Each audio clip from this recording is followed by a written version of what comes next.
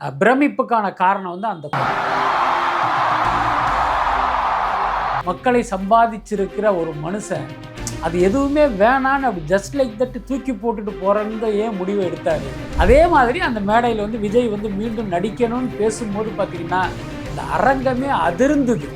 நீங்கள் சினிமாவை விட்டு போகிறத வந்து மக்களுக்கு வந்து ஒரு பிடித்தமானதாக இல்லை. விஜய் வந்து அவர் ஆசைப்பட்ட அந்த நாற்காலி கிடைக்கும் வரை மக்கள் கொடுத்த இந்த நாற்காலியை வந்து அவர் உதரக்கூடாது. இப்போ ரஜினிகாந்த் இன்னமும் சூப்பர் ஸ்டாராக இருக்கு. அவரை பார்த்து சினிமாவுக்கு வந்த விஜய் பார்த்தீங்கன்னா ரஜினி சூப்பர் ஸ்டாராக இருக்கும் இந்த நிலையிலேயே அவரை மிஞ்சி வந்து இன்னொரு இடத்துல போய் உட்கார்றாரு அப்படிங்கிறதுலாம் பெரிய விஷயம்.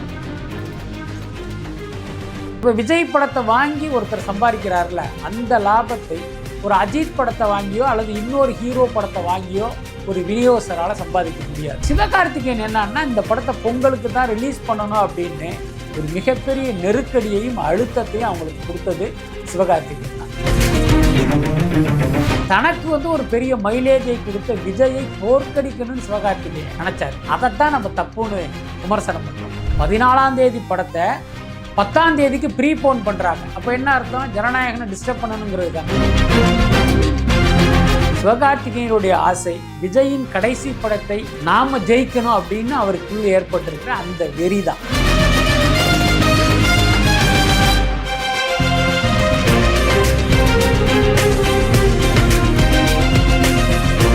வணக்கம், நீங்கள் பார்த்துட்டு இருக்கிறது டேக் ஒன் தமிழ். நான் உங்கள் விஜய் பிராணேஷ். இன்றைக்கி என் கூட சினிமா விமர்சகர் மற்றும் மூத்த பத்திரிகையாளர் பிஸ்மி அவர்கள் இருக்காங்க.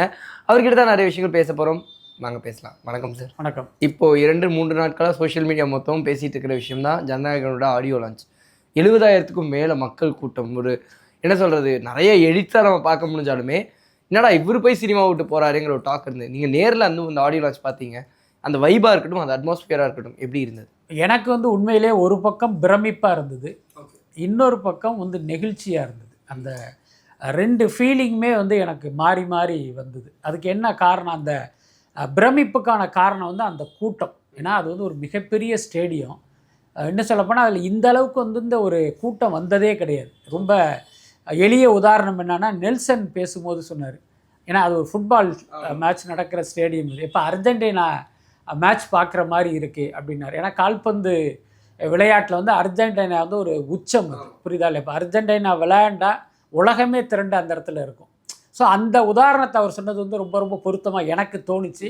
அப்படி ஒரு கூட்டம் அது. அதுக்கடுத்து அந்த கூட்டத்தில் பார்த்த அந்த எழுச்சி, அவங்க முகத்தில் தெரிந்த அந்த மகிழ்ச்சி இருக்குல்ல, அதெல்லாம் நீங்கள் வந்து வேறு எதோடையுமே கம்பேர் பண்ண முடியாது. அப்படி ஒரு வெறித்தனம் அந்த விஜய் மேலே அந்த மக்கள் வச்சுருந்த அன்பை பார்க்கும்போது எனக்கு வந்து ஒரு கட்டம் வந்து ரொம்ப ஒரு வருத்தமாக கூட இருந்துச்சு. என்னடா அது இவ்வளோ பெரிய மக்களை சம்பாதிச்சிருக்கிற ஒரு மனுஷன் அது எதுவுமே வேணான்னு அப்படி ஜஸ்ட் லைக் தட்டு தூக்கி போட்டுட்டு போகிறன்னு ஏன் முடிவை எடுத்தார். இந்த முடிவை வந்து இவர் தப்பாக எடுத்துட்டார். இன்னும் சொல்லப்போனால் நான் தொடர்ந்து சொல்லிக்கிட்டே இருக்கேன், விஜய் வந்து அரசியலுக்கு போய் அவருக்கு அந்த முதலமைச்சர் நாற்காலி கிடைக்கும் வரை அவர் சினிமாவை விடக்கூடாது அப்படிங்கிறத நான் தொடர்ந்து வலியுறுத்துகிற விஷயம். அங்கே அந்த மக்களையெல்லாம் பார்க்கும்போது நம்ம கரெக்டாக தான் சொன்னோம், நம்ம நினைக்கிறது தான் மக்களும் நினைக்கிறாங்க அப்படிங்கிறத என்னால் ஃபீல் பண்ண முடிஞ்சுது. இன்னொரு உதாரணம் கூட சொல்லலாம். அங்கே பல பேர் பேசினவங்க விஜய் வந்து இந்த மாதிரி சினிமா விட்டு அரசியலுக்கு போகிறாரு அப்படிங்கிறத பேசினாங்களே தவிர இவர் மீண்டும் நடிக்கணும் அப்படிங்கிறத வெளிப்படையாக பேசுகிறதுக்கு ரொம்ப தயங்கினாங்க. நெல்சனாக இருக்கட்டும், லோகேஷாக இருக்கட்டும், எல்லாருமே பார்த்திங்கன்னா அப்படியே அதை அப்படி பூசி மெழுகி அப்படியே தான் அப்படி பேசிக்கிட்டே இருந்தாங்க. நாசர் சார் தான் அதை பட்டார்னு போட்டு உடைச்சது. அவர் வந்து எப்பயுமே பாசாங்கு இல்லாத ஒரு மனிதர். அவர் எல்லார்ட்டையுமே முகத்துக்கு நேராகவே பேசிடுவார். அதே மாதிரி அந்த மேடையில் வந்து விஜய் வந்து மீண்டும் நடிக்கணும்னு பேசும்போது பார்த்திங்கன்னா அந்த அரங்கமே அதிர்ந்தது. அப்படின்னா நீங்கள் புரிஞ்சுக்கலாம், மக்கள் வந்து நீங்கள் அரசியலுக்கு போனதை மக்கள் ஆதரிக்கிறாங்க, உங்களுக்கு ஓட்டு போட தயாராக இருக்காங்க, அதனால் மக்கள் மகிழ்ச்சி அடைகிறாங்க. இதெல்லாம் ஒரு பக்கம் இருந்தாலும் நீங்கள் சினிமாவை விட்டு போகிறத வந்து மக்களுக்கு வந்து ஒரு பிடித்தமானதாக இல்லை, நீங்கள் சினிமாவில் நீடிக்கணும்னு தான் மக்கள் விரும்புகிறாங்க. அதை தான் அந்த சத்தம் வந்து எனக்கு வந்து உணர்த்தினது. இப்போயும் சொல்கிறேன், விஜய் வந்து அவர் ஆசைப்பட்ட அந்த நாற்காலி கிடைக்கும் வரை மக்கள் கொடுத்த இந்த நாற்காலியை வந்து அவர் உதரக்கூடாது. அதுதான் நான் பர்சனலாக ஃபீல் பண்ணுற ஒரு விஷயம். ஏன்னா இந்த வெற்றியெல்லாம் வந்து அவ்வளவு எளிதில் யாருக்குமே கிடச்சிடாது. அது விஜய்க்கு கிடச்சிருக்கு. அதுவும் அந்த வெளிநாட்டில், அதை இங்கே இருக்கிற மக்கள் விஜய் எப்படி கொண்டாடுறாங்கிறது நம்ம தொடர்ந்து பார்த்துக்கிட்டு இருக்கோம். ஆனால் வெளிநாட்டில் இருக்கிற மக்கள் இவர் மேலே எந்த அளவுக்கு வந்து ஒரு வெறித்தனமாக இருக்காங்க அப்படிங்கிறத பார்க்க முடியுது. விஜய் தங்கியிருக்கிற ஹோட்டலு, நானும் அதே ஹோட்டலில் தான் தங்கியிருந்தேன். தற்செயலாக பார்த்தீங்கன்னா ஒரு 4:30 மணி இருக்கும். எனக்கு வந்து முழிப்பு வந்துருச்சு. அப்படி சட்டுன்னு அப்படி பார்த்தேன். பார்த்தா அந்த முழுக்க ஒரு சைடு முழுக்க வந்து கிளாஸ் தான் இருக்கும். அப்படி பார்த்தீங்கனாலே அந்த ரோடு தெரியும். சும்மா எட்டி பார்த்தேன். பார்த்தா அந்த அதிகாலை 4 மணி 4:30 மணிக்கு கீழே பார்த்தீங்கன்னா அவ்வளோ பெரிய கூட்டம். இத்தனைக்கும் விஜய் வந்து அந்த ஆடியோ லான்ச்சுக்கு வரப்போகிறது கிட்டத்தட்ட ஒரு 5 மணிக்கு மேலே தான் இங்கேருந்தே கிளம்ப போகிறார். எப்போ? ஈவினிங் 5 மணிக்கு தான் அங்கேருந்து கிளம்புவார். ஒருவேளை லேட்டாக கூட கிளம்புறதுக்கு வாய்ப்பு இருக்குது. காலையில் 5 மணிக்கு அங்கே நிற்கிறாங்க மக்கள். ஸோ அந்த அளவுக்கு வந்து பார்த்திங்கன்னா மக்கள் வந்து அவர் மீது அவ்வளோ அன்பு வச்சுருக்காங்க, நம்பிக்கை வச்சுருக்காங்க. அதை வந்து இவர் ஜஸ்ட் லைக் தட்டுன்னு போட்டுட்டு போகிறத வந்து நம்மளால் ஏற்றுக்க முடியல. கண்டிப்பாக சார். அதாவது அந்த லோகேஷ் கனகராஜ் அவர்கள் அது ஹிண்ட் மாதிரி கொடுத்தாரான்னு தெரியல, பிளடி ஸ்வீட்டுன்னு சொன்னார் அப்படிங்கிற மாதிரிலாம் ஹிண்ட்டாக கொடுத்தாங்க. அதை எப்படி எடுத்துக்கிற ஒரு விஷயமா இருக்குது? அதாவது எல்லாருக்குமே விஜய் வந்து மீண்டும் நடிக்கணுங்கிறது தான் ஆசை. உங்களுக்கு தெரியும், லோகேஷ் வந்து பல இன்டர்வியூவில் லியோ 2ன்னு பேசிட்டு வரதெல்லாம் நம்ம பார்க்குறோம். அது பார்த்திங்கன்னா சும்மா அது வெறும் ஆசை கூட கிடையாது. விஜய் வந்து மீண்டும் தன்னுடைய முடிவை மறுபரிசீலனை செய்து மீண்டும் அவர் நடித்தா நம்ம இந்த படத்தை வந்து பண்ணணும் அப்படிங்கிறது அவருடைய ஆசையாக இருக்குது. அது உள்ளுக்குள்ளே பார்த்திங்கன்னா ஒரு மாதிரி அதுக்கான கதை கூட உருவாகிட்டு இருக்கும் அப்படின்னு தான் நான் நினைக்கிறேன். இன்னொரு பக்கம் நெல்சன் போன்றவர்களுக்கு, அட்லி போன்றவர்களுக்கெல்லாம் அந்த ஆசை இருக்குது. ஸோ அதைத்தான் அவங்க பல்வேறு சந்தர்ப்பங்களில் வெவ்வேறு வார்த்தைகளில் வெளிப்படுத்திகிட்டு இருக்காங்கன்னு நினைக்கிறேன். கண்டிப்பாக கொஞ்சம் எமோஷ்னலாகவும் பார்க்க முடிஞ்சது விஜய் அவர்களை. நிறைய இடத்துல இல்லை அழுகலாம் மாட்டேங்கிற மாதிரி. அவருக்குமே இந்த சினிமா விட்டு போகிறதுங்கிறது ஒரு பாரமான விஷயமா தான் இருக்குது. நிச்சயமாக அதில் எந்த மாற்றமே இல்லை. இப்போ என்னை பற்றி உங்களுக்கு தெரியும், இந்த சினிமா நடிகர்களுக்கு துதி பாடுறத, அந்த ஹீரோ ஒர்ஷிப் வந்து நான் பயங்கரமாக வெறுக்கிறேன். அதில் மாற்றமே இல்லை. நம்ம தொடர்ந்து நடிகர் நாடாளக்கூடாது அப்படின்னு பேசிகிட்டு இருக்கோம். என்னுடைய சோஷியல் மீடியாவில் போய் பார்த்தீங்கன்னா நடிகனுக்கு விசிலடிக்கிறவன் என்னை ஃபாலோ பண்ணாதேன்னு நான் சொல்லுவேன். ஏன்னா நீ எப்போ ஒரு நடிகனுக்கு விசிலடிக்க ஆரம்பிக்கிறியோ அப்போ உன்னால் சுயமாக சிந்திக்கும் திறனை இழந்து விடுவாய் அப்படிங்கிறது தான் அதனுடைய மறைமுக அர்த்தம். ஸோ அப்படிப்பட்ட நாம் இன்றைக்கி விஜய் வந்து சினிமா விட்டு போகிறத நம்ம ஆதரிக்கலை, அவர் தொடர்ந்து நீடிக்கணும் அப்படின்னு நம்ம தொடர்ந்து சொல்வதற்கு காரணம் என்னென்னா, மக்கள்கிட்ட அவர் ஏற்படுத்திய தாக்கத்தையும் பாதிப்பையும் கண்கூட நம்மளால் பார்க்க முடியுது. அதுக்கடுத்து பார்த்திங்கன்னா அன்னைக்கு அவர் இருக்கிற இடம்னு இருக்குல்ல, அது வந்து மிகப்பெரிய இடம். நீங்கள் தமிழ் சினிமாவுடைய வரலாற்று அப்படி பார்த்திங்கன்னா ஒரு நடிகர் சில வருடங்கள் வந்து நம்பர் 1 இருப்பார். அவருடைய மார்க்கெட்டு சரிந்த பிறகு, அல்லது அவர் சினிமாவை விட்டு விலகிய பிறகு, அல்லது அவருக்கு வயோதிகமான பிறகு தான் இன்னொருத்தவங்க வந்து அந்த இடத்துக்கு வருவாங்க. இப்போ உதாரணத்துக்கு சிவாஜி, எம்ஜிஆர் 2 துருவங்களாக இருக்காங்க. இப்போ பார்த்தீங்கன்னா எம்ஜிஆர் ஒரு கட்டத்தில் அரசியலுக்கு போயிடுறாரு, சிவாஜி மட்டும் நடிக்கிறாரு. ஒரு கட்டத்தில் சிவாஜி அப்பா அப்படிங்கிற மாதிரி போயிடுறாரு. இப்போ ரஜினியும் கமலும் அந்த இடத்துக்கு வர்றாங்க. ரஜினிகாந்த் சூப்பர் ஸ்டாராக இருக்கார். இப்போ ரஜினிகாந்த் இன்னமும் சூப்பர் ஸ்டாராக இருக்கார். ஆனால் அவரை பார்த்து சினிமாவுக்கு வந்த விஜய் பார்த்திங்கன்னா ரஜினி சூப்பர் ஸ்டாராக இருக்கும் இந்த நிலையிலேயே அவரை மிஞ்சி வந்து இன்னொரு இடத்துல போய் உட்கார்றாரு அப்படிங்கிறதெல்லாம் பெரிய விஷயம். இது யாருக்குமே சாத்தியப்படலை. ஸோ அப்பேற்பட்ட உயரத்தில் இருக்கிற விஜய் ஒரு அரசியலுக்காக வந்து நீங்கள் சினிமாவை விட்டு போகிறது அப்படிங்கிறது நம்மளால் ஏற்க முடியல. ஸோ அதை வந்து இப்போ நமக்கே அப்படி தோணும் போது விஜய்க்கு எப்படி இருக்கும்? என்ன நம்ம ஒருவேளை வந்து அவர் ஒரு உணர்ச்சி வசப்பட்டு சொன்னாரா அப்படிங்கிறது தெரியல. அவருடைய க்ளோஸ் ஃப்ரெண்டு அவர்கிட்ட பேசும்போது கூட அவர்கிட்ட சொன்ன விஷயம் என்ன அப்படின்னா, இந்த முடிவை வந்து நீங்கள் மாற்றிங்க, நீங்கள் தொடர்ந்து இதை பேசிக்கிட்டே இருக்காதீங்க. ஏதோ ஒரு தடவை வாய் திறந்து சொல்லிட்டீங்க, தொடர்ந்து வந்து நான் நடிக்க மாட்டேன் நீங்கள் சொல்லாதீங்க அப்படிங்கிறது தான் அவருக்கு சொல்கிற விஷயம். பட் விஜயை பொறுத்த வரைக்கும் அந்த தேர்தல் முடிவுக்காக காத்துக்கிட்டு இருக்கார். அப்படி தான் நான் நினைக்கிறேன். கண்டிப்பாக. ஆனால் நீங்கள் சொன்ன மாதிரி டாப்பில் இருக்கிற ஒரு பர்சனாக தான் அவர் இருக்கார். இது தமிழ் சினிமாவோட வணிகத்தையும் பாதிக்குமா? அதாவது நான் ஏற்கனவே ஒரு இன்டர்வியூவில் சொன்னது தான், பல வருடங்களாக நான் சொல்கிற விஷயந்தான். சினிமாங்கிறது ஒரு ஓடும் ரயில் மாதிரி, அது பாட்டுக்கு போயிட்டே இருக்கும். என்ன, பல பேர் ஏறுவாங்க இறங்குவாங்க. ஒருத்தர் அடுத்த ஸ்டேஷனில் இறங்குவார், இன்னொருத்தர் 4 ஸ்டேஷன் தள்ளி இறங்குவார், இன்னொருத்தர் 10 ஸ்டேஷன் தள்ளி இறங்குவார். இந்த ட்ரெயின் பாட்டுக்கு போயிட்டே இருக்கும். அதுதான் சினிமா. இது யாருக்காகவும் காத்திருக்காது. அதுதான் உண்மையும் கூட. அந்த மாதிரி தான் விஜயும் ஒரு கட்டத்தில் ஏறினார். ஆனால் இவர் இறங்க வேண்டிய ஸ்டேஷனுங்கிறது ரொம்ப தூரம் இருக்குது. ஆனால் ஏதோ ஒரு காரணத்தினால முன்னாலேயே இறங்குறாரு. அடடா, விஜய் வந்து ஒரு 10 ஸ்டேஷன் தள்ளி தானே இறங்கணும், இப்போயே இறங்குறாரே அப்படிங்கிறதுனால இந்த ட்ரெயின் நிற்காது. என்ன, அது பாட்டுக்கு போயிட்டே இருக்கும். என்ன, ஒருவேளை வந்து அவர் மீண்டும் ஏறணும்னு நினச்சா வந்து ஏறிக்கட்டும் அப்படின்னு கூட அது போயிட்டே இருக்கிறத நம்ம எடுத்துக்கலாம்.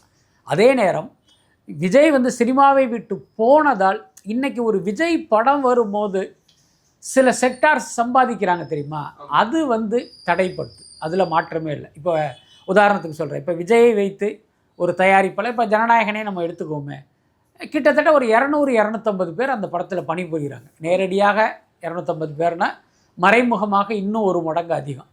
இப்போ விஜய் சினிமாவை விட்டு போனதுனால பார்த்திங்கன்னா இவர்கள் எல்லாருக்குமே பார்த்திங்கன்னா ஒரு வருமான இழப்பு கண்டிப்பாக ஏற்படும், அதில் மாற்றம் இல்லை.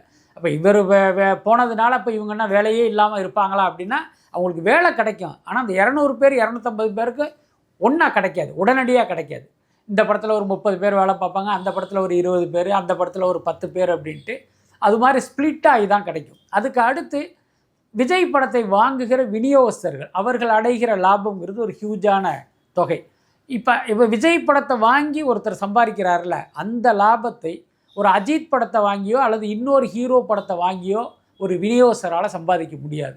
ஏன்னா இதனுடைய வசூல் ஒரு லெவல் அப்படின்னா அவர்களுடைய வசூல்ங்கிறது அதை விட ரொம்ப ரொம்ப குறைவு. அதே மாதிரி விஜயை வைத்து படம் எடுத்த தயாரிப்பாளர்கள் அடைகிற லாபம் அதுவும் பார்த்திங்கன்னா ஒரு பெரிய நம்பர். மற்ற ஹீரோக்களை வச்சு பண்ணும்போது பார்த்திங்கன்னா இந்த நம்பர் சாத்தியம் இல்லை. அதுக்கடுத்து ரொம்ப ரொம்ப முக்கியமானது திரையரங்கம்.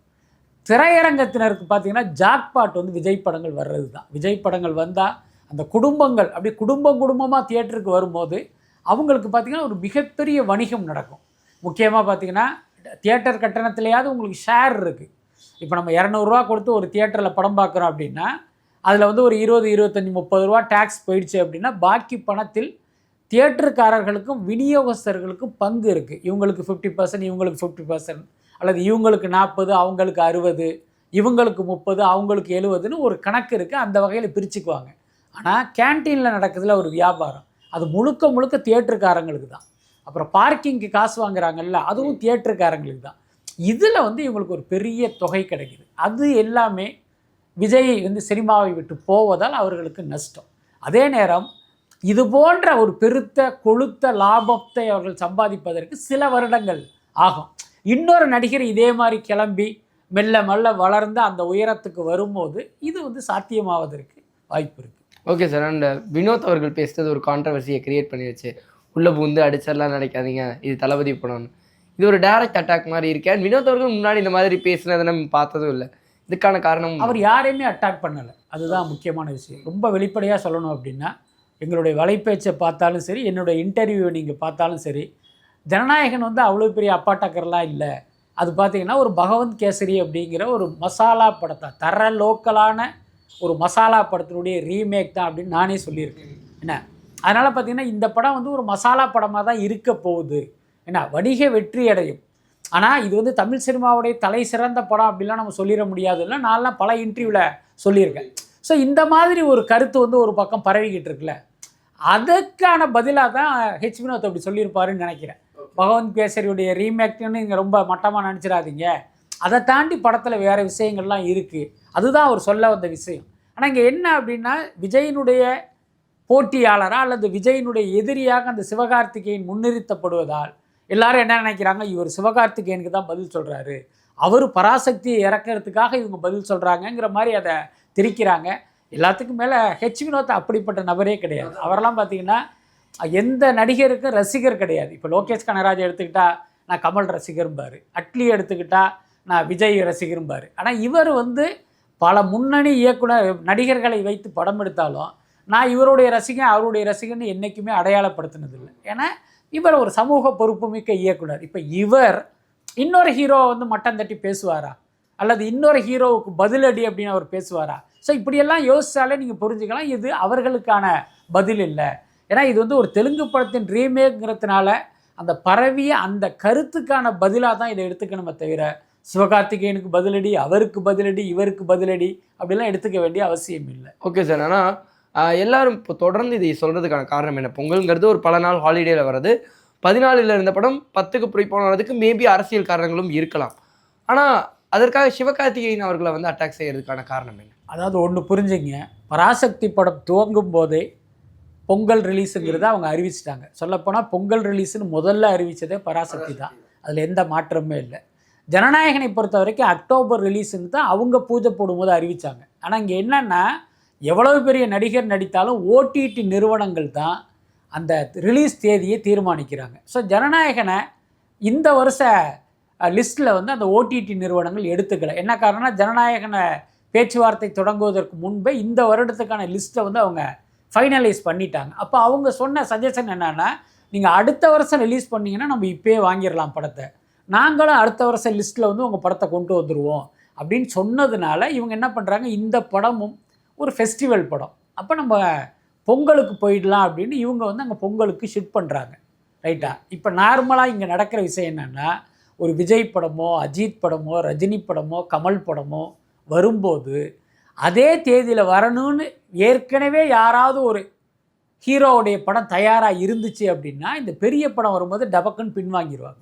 என்னன்னா, இதில் வந்தோம்னா நம்ம நசுங்கி போயிடுவோம், நமக்கு தியேட்டர் கிடைக்காது, நமக்கு ஆடியன்ஸ் வரமாட்டாங்க, நமக்கு நஷ்டம் ஆகிடும் அப்படின்னு அப்படி பின்வாங்கிட்டு 2 வாரம் முன்னாடியோ 2 வாரம் பிறகோ வருவாங்க. இதுதான் இங்கே நடக்கிற ரியாலிட்டி.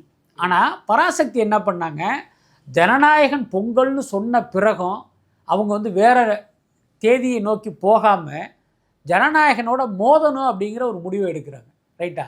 இந்த முடிவை எடுத்தது தயாரிப்பாளர் இல்லை. அதுதான் முக்கியமான விஷயம். என்னன்னா, தயாரிப்பாளரை பொறுத்த வரைக்கும் நம்ம ஜனநாயகனோட மோதாமல் வேற ஒரு தேதிக்கு போகணுங்கிறது தான் அவங்களோட எண்ணமாக இருந்தது. ஆனால் சிவகார்த்திகேயன் என்னன்னா, இந்த படத்தை பொங்கலுக்கு தான் ரிலீஸ் பண்ணணும் அப்படின்னு ஒரு மிகப்பெரிய நெருக்கடியையும் அழுத்தத்தையும் அவங்களுக்கு கொடுத்தது சிவகார்த்திகேயன் தான். இவர் ஏன் கொடுக்குறாரு அப்படின்னா, இன்றைக்கி விஜய் வந்து நம்பர் 1, நம்ம படம் அதே தேதியில் வந்து அந்த படத்தை மிஞ்சணும், அந்த படத்தை அமுக்கி நம்ம படம் வெற்றி அடையணும்னு அவர் நினச்சது தான். இது சரியா தப்பா அப்படிங்கிறது ஒரு விவாதத்துக்குரிய விஷயம். ஆனால் தனக்கு வந்து ஒரு பெரிய மைலேஜை கொடுத்த விஜயை தோற்கடிக்கணும்னு சிவகார்த்திகேயன் நினச்சார். அதைத்தான் நம்ம தப்புன்னு விமர்சனம் பண்ணுறோம். ஏன்னா நீங்கள் தான் முதல்ல அறிவிச்சிங்க, அதில் மாற்றமே இல்லை. அதே நேரம் நீங்கள் அந்த படத்தோட மோதணுங்கிற முடிவை எடுத்ததுக்கு சிவா காரணங்கும் போது அது வந்து ஒரு விமர்சனத்துக்குரியதாக மாறுது. அவ்வளவுதான். அதுக்கு அடுத்து ஒரு நார்மலாக ஒரு விவாதத்துக்காக நம்ம வச்சுக்குவோம். இப்போ ஜனநாயகன் பொங்கலுக்கு வருது, தயாரிப்பாளர் வந்து இல்லை நான் அந்த தேதியில் தான் ரிலீஸ் பண்ணுவேன்னு பிடிவாதமாக இருப்பதா வச்சுக்கோ. நான் முதல்ல சொன்ன உண்மைகளையெல்லாம் நீங்கள் டெலீட் பண்ணிடுங்க, இந்த வெர்ஷனாக யோசிங்க. தயாரிப்பாளர் வந்து இல்லை நான் ஜனநாயகனோட மோத போகிறேன்னு சொன்னால் சிவகார்த்திகேயன் அதை எப்படி அனுமதிக்கிறேன்? இவர் என்ன பண்ணியிருக்கணும், இல்லைங்க விஜய் சாரோட எனக்கு ஒரு நட்பு இருக்குது, எனக்கு பார்த்தீங்கன்னா அவர் படத்தில் பாடல் எழுத வாய்ப்பு கொடுத்தாரு, கோட் படத்தில் துப்பாக்கியை கையில் கொடுத்து எனக்கு ஒரு பெரிய மைலேஜை கொடுத்தாரு, அவரோட என் படம் மோதுறதை நான் விரும்பலை, நீங்கள் தள்ளி வாங்கன்னு சொன்னால் அதை மீறி அந்த தயாரிப்பாளர் அந்த தேதியில் வந்துடுவாரா? வரமாட்டார். அதுக்கடுத்து இப்போ என்ன நடந்தது, 14ஆம் தேதி படத்தை 10ஆம் தேதிக்கு ப்ரீபோன் பண்ணுறாங்க. அப்போ என்ன அர்த்தம், ஜனநாயகனை டிஸ்டர்ப் பண்ணணுங்கிறது தானே. இதையும் இப்படி சிவகார்த்திகேயன் பார்த்துக்கிட்டு இருக்காரு. இப்போ நீங்கள் வந்து விஜய்க்கு நன்றியோடு இருக்கீங்க, விஜயோக்கு அன்போடு இருக்கீங்க, நேர்மையாக இருக்கீங்க அப்படின்னா இதை எப்படி நீங்கள் பார்த்துக்கிட்டு இருக்கீங்க?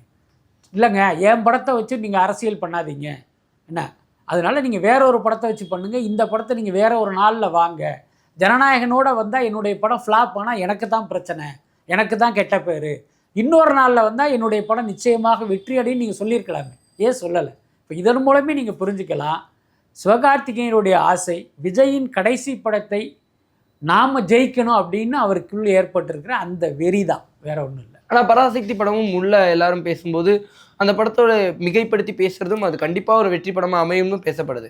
அது எப்படி உருவாயிருக்கானா? அதான் எனக்கு தெரிஞ்சு பராசக்தி வந்து ஒரு மிகச்சிறந்த படமாக இருக்கும், அதில் எந்த மாற்றமே இல்லை. ரொம்ப வெளிப்படையாக சொல்லணும் அப்படின்னா, ஜனநாயகன் வந்து ஒரு கமர்ஷியலான படம், இன்னும் உடைச்சி சொல்லணும்னா அது ஒரு மசாலா படம். ரைட்டா? இந்த படம் பார்த்திங்கன்னா இன்னும் ஒரு 2 வருஷம் கழிச்சு 10 வருஷம் கழிச்சு மக்களுடைய நினைவில் இருக்குமானா கஷ்டம்தான். ஏன்னா மசாலா படங்களுக்கான ஆயுளுங்கிறது அது திரையரங்கில் இருக்கிற அந்த 1 வாரம் 10 நாளுக்கு தான், அதுக்கப்புறம் மக்கள் மறந்துடுவாங்க. ஆனால் பராசக்திங்கிறது காலத்தால் அழிக்க முடியாத படங்களில் ஒன்றாக அது இருக்கும், அதில் மாற்றமே இல்லை. என்னென்னா அந்த படம் பேசுகிற உண்மை இருக்குல்ல, அது ஏற்கனவே இந்திய எதிர்ப்பு போராட்டமாக தமிழ்நாடு பற்றி எறிந்த அந்த காலகட்டத்துக்கு பற்றிய ஒரு கதை. அது வந்து பொய் கிடையாது, உண்மை, ஒரு உண்மையினுடைய பதிவு, அது மீள் பதிவுன்னு சொல்லலாம். ஸோ அப்படி இருக்கும்போது அந்த படம்லாம் ஜஸ்ட் லைக் தட்டுன்னு கடந்து போகிற ஒரு படமாக இருக்காது. ஜனநாயகனை விட மிகச்சிறந்த படமாக பராசக்தி இருக்கும், அதில் மாற்றம் இல்லை. இப்போ நமக்கெல்லாம் என்ன வருத்தம் அப்படின்னா, அப்படி ஒரு படத்தை எடுத்த நீங்கள் என்ன காரணத்துக்காக ஒரு மசாலா படத்தோட போய் மோதுறீங்க? அதனால் உங்களுக்கு தானே நஷ்டம் வரும். நீங்கள் இன்னொரு நாளில் அந்த படத்தை ரிலீஸ் பண்ணால் அதுக்கு வந்து ஒரு மிகப்பெரிய வெற்றி சாத்தியமாகும்ல.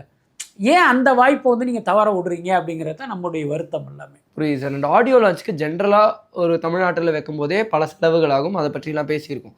மலேசியாவில் அப்படிங்கும்போது அதற்கான செலவுகளும் அந்த பட்ஜெட்டோட ஆட் ஆகும்ல, அதுக்கு ரிட்டர்ன்ஸ் என்ன பண்ணுவாங்க? மலேசியாவில் நடந்த அந்த ஆடியோ லான்ச்சுடைய செலவுங்கிறது படத்தினுடைய பட்ஜெட்டில் வராது. ஓகே, அந்த படத்தை வந்து மலேசியாவில் வாங்கி ரிலீஸ் பண்ணுறது மாலிக் ஸ்டீம்ஸ் அப்படிங்கிற ஒரு டிஸ்ட்ரிபியூட்டர் தான் ரிலீஸ் பண்ணுறாரு. அவர் வந்து மலேசியாவில் வந்து ஒரு மிகப்பெரிய தொழிலதிபர், நிறைய ஜுவல்லரி எல்லாம் வச்சுருக்காரு, நிறைய பிஸ்னஸ் இருக்குது. அது இல்லாமல் டத்தோ அப்படிங்கிற அந்த கௌரவம் பெற்ற ஒருத்தர் அவர். இந்த ஃபங்க்ஷனை பொறுத்த வரைக்கும் நான் கேள்விப்பட்டது என்னென்னா கிட்டத்தட்ட 18 கோடி ரூபா செலவு பண்ணியிருக்காங்க. அதனால தான் அந்த பிரம்மாண்டமான அந்த விழாவை நடத்த முடிஞ்சிருக்கு. அதுக்கடுத்து நான் கேள்விப்பட்ட விஷயம் என்னென்னா, இந்த விழாவை மாலிக் ஸ்டீம்ஸ் மட்டும் செலவு பண்ணலை. அந்த விழாவே பார்த்திங்கன்னா தயாரிப்பாளர் கேவிஎன் ப்ரொடக்ஷன்ஸும் மாலிக் ஸ்டீம்ஸும் சேர்ந்து அந்த ஆடியோ லான்ச்சை நடத்தியிருக்காங்க.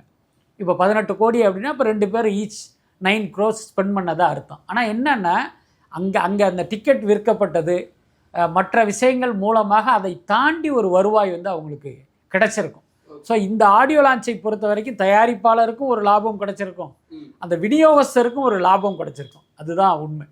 கண்டிப்பாக சார். ஆனால் ஒருவர் வந்து விஜய் அவர்களை தள்ளி விட்டுட்டாருன்னு ஒரு இஷ்யூலாம் வந்தது.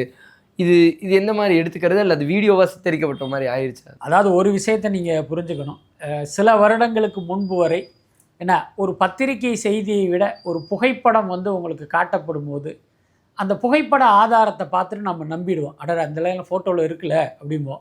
அப்புறம் பார்த்தீங்கன்னா ஒரு வீடியோ ஆதாரம் வந்து நம்ம 200% நம்பிடுவோம். அடடா அந்த வீடியோலேயே தெரியுதப்பா அப்படின்லாம் நம்பிடுவோம். ஆனால் இன்றைக்கி ஏஐ வந்த பிறகு பார்த்திங்கன்னா எது உண்மை எது பொய் அப்படிங்கிறதே உங்களால் கண்டுபிடிக்க முடியாத அளவுக்கு மாறிடுச்சு. இப்போ உதாரணத்துக்கு பார்த்தீங்க அப்படின்னா, ஒரு ஏஐலேயே ஒரு ஃபோட்டோவை பல பேர் உருவாக்கி சோஷியல் மீடியாவில் போடுறாங்க. இப்போ உதாரணத்துக்கு இப்போ விஜய் மலேசியா வந்தார், அப்போ ஒரு காஸ்டியூம் போட்டிருந்தார். அந்த காஸ்டியூமில் இருக்கிற விஜய் வந்து தன்னோட நிற்கிற மாதிரி, தன்னோட கை குலுக்கிற மாதிரி, 2 பேர் பேசிகிட்டு இருக்கிற மாதிரி ஏகப்பட்ட ஏஐ ஃபோட்டோக்கள் வந்த மயமாக இருக்குது. இன்னொரு பக்கம் பார்த்திங்கன்னா அதை வச்சு வந்து ஒரு வீடியோவாக ஏஐயில் க்ரியேட் பண்ணி அதையும் ஒரு பக்கம் போட்டுகிட்டே இருக்காங்க. அப்போ இனிமேல் பார்த்திங்கன்னா வீடியோவையும் நம்ம நம்ப தேவையில்லை, அந்த புகைப்படத்தையும் நம்ப தேவையில்லை. தீர விசாரித்து என்ன நடக்குது என்ன நடந்தது அப்படிங்கிற அந்த விசாரிப்பு தான் இது உண்மையா பொய்யா அப்படிங்கிற முடிவுக்கு வரணும். அதை வச்சு தான் நம்ம வரணும். இப்போ பாருங்க, விஜய் வந்து பார்த்திங்கன்னா அங்கேருந்து மலேசியாவிலேருந்து புறப்பட்டு சென்னை வராரு.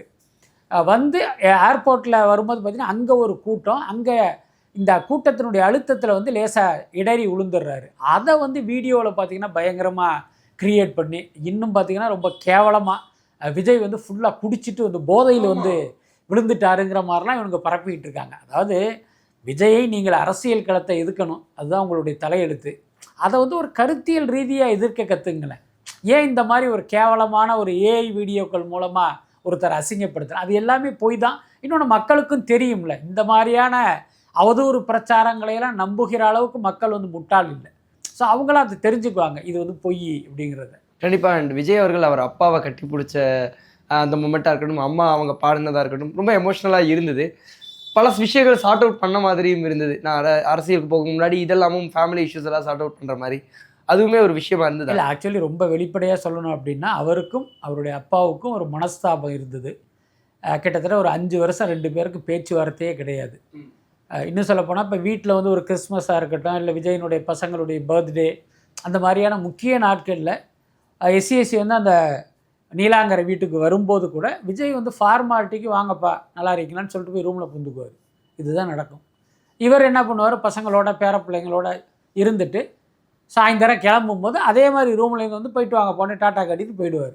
ஸோ இந்த அளவுக்கு தான் அவர்கள் 2 பேருக்கும் உறவு இருந்தது. இதுதான் உண்மை. ஸோ அப்படி இருந்த விஜய் பார்த்திங்கன்னா ஒரு கட்டத்தில் அவங்க அப்பாவோட வந்து சமாதானம் ஆகிட்டார். எப்போன்னா சில மாதங்களுக்கு முன்பு அவருக்கு ஒரு அப்பெண்டிக்ஸ் ஆப்ரேஷன் பண்ணாங்க எஸ்சிஎஸ்சிக்கு. அது தெரிஞ்சதுக்கு பிறகு இவர் அப்பாவை பார்த்து பேசி அந்த பழைய கசப்புகள் எல்லாம் போய் இப்போ மீண்டும் அவர் அப்பா மகனுக்கான அந்த ரிலேஷன்ஷிப்ங்கிறது போயிட்டுருக்கு. அதனால் இப்போ மலேசியாவில் நடந்த அந்த ஜனநாயகன் ஆடியோ லான்ச்சில் தான் 2 பேரும் அன்பு செலுத்தி மீண்டும் இணைந்தார்கள் அப்படின்லாம் அர்த்தம் கிடையாது. அதுக்கப்புறம் பல்வேறு சந்தர்ப்பங்களில் அப்பாவும் பிள்ளையும் மீட் பண்ணுறாங்க, பேசுகிறாங்க, எல்லாமே நடக்குது. உங்களுக்கு தெரியும், விஜயினுடைய ஒவ்வொரு அரசியல் மாநாட்டிலையுமே அவங்க அப்பா அம்மா வந்து முதல் வரிசையில் உட்கார வைக்கிறாரு. அதை கூட நிறைய பேர் இது குடும்ப அரசியல் இல்லையா அப்படின்லாம் சொல்லுவாங்க. ஒரு புண்ணாக்கும் இல்லை. நான் அரசியல் கட்சியின் தலைவராக நான் நிற்கிறேன், அதை நீங்கள் பாருங்கள் கண்குளிர அப்படிங்கிறது அதனுடைய அர்த்தம். அவங்க அப்பாவுக்கு வந்து செயலாளர் பொறுப்பும் அம்மாவுக்கு பொருளாளர் பதவியும் கொடுத்தா தான் அது குடும்ப அரசியல் இல்லையா? ஸோ அந்த அளவுக்கு பார்த்தீங்கன்னா அவங்க குடும்ப பிரச்சனைகள்லாம் கிட்டத்தட்ட சார்ட் அவுட் ஆயிட்டு அப்படின்னு தான் நான் நினைக்கிறேன். என்னுடைய கடைசி கேள்வியாக கேட்டு நான் முடிச்சுக்கிறேன். ஏதாவது துப்பாக்கியை கொடுத்த விஜய் அவர்களே வந்து அடுத்து இந்த இடத்துக்கு யார் வருவாங்கிறதுக்கு மக்களே முடிவு பண்ணுவான்னு போயிட்டாரு. இதுக்கான காரணம் என்ன? இல்லை, நீங்களே யோசிச்சு பாருங்களேன். இப்போ அதாவது விஜய் இருக்கிற அந்த இடத்தில் இவர் தான் இருப்பார் அப்படின்னு வந்து விஜயால் எப்படி சொல்ல முடியும்? விஜய் ஒன்று ஜோசியக்காரர் இல்லையே. நீங்கள் அந்த இடத்துல இருக்கீங்க. அதை விட வெளிப்படையாக சொல்லணும் அப்படின்னா மக்கள் உங்களே அந்த இடத்துல வச்சுருக்காங்க. இப்போ நீங்கள் அந்த இடத்த நகர்ந்து போயிட்டீங்க அப்படின்னா அந்த இடத்துக்கு யார் வரணுங்கிறத மக்கள் தானே தீர்மானிக்க முடியும். அதை விஜய் தீர்மானிக்க முடியாதுல்ல. இது என்ன மன்னராட்சியா? நான் போயிட்டேன் இந்த இடத்துல என் மகன் இருப்பான், அல்லது நான் போயிட்டேன் இந்த இடத்துல சிவகார்த்திகேயன் இருப்பான்னு சொல்கிறதுக்கு இது என்ன மக்களாட்சியா? அதெல்லாம் ஒன்றும் கிடையாது. இது மக்கள் கொடுத்த இடம், மக்கள் தான் முடிவு பண்ணுவாங்க. அதை தான் அவர் சொல்லியிருக்காரு. இவங்க என்ன சொல்கிறாங்க, ஐயோ சிவகார்த்திகேயன் பேரை சொல்லலையே, இவர் இப்படி சொல்லாததுனால சிவகார்த்திகேயன் எதிராக பேசுகிறார். எல்லாத்துக்கும் மேலே நம்ம புரிஞ்சிக்க வேண்டிய விஷயம் என்னென்னா, விஜய்க்கு சமமான எதிரி வந்து சிவகார்த்திகேயன் கிடையாது. என்ன இப்போ அரசியலில் தாவேக்காவுக்கு எதிரி நாத்தாக்கா அப்படின்னு சொல்கிறது எவ்வளோ அபத்தமோ, என்ன எவ்வளோ காமெடியோ, அந்த மாதிரியான ஒரு அபத்தம் தான் விஜயுடைய சினிமா எதிரி சிவகார்த்திகேயன் அப்படின்னு சொல்கிறதும். அவர் இருக்கிற உயரம் வேறு, இவர் இருக்கிற இடம் வேறு. இந்த யதார்த்தத்தை நம்ம புரிஞ்சுக்கிட்டால் போதும். ஓகே சார், நிறைய விஷயங்கள் பேசணும். இந்த ஒரு சந்திப்புக்கு ரொம்ப ரொம்ப நன்றி சார். நன்றி.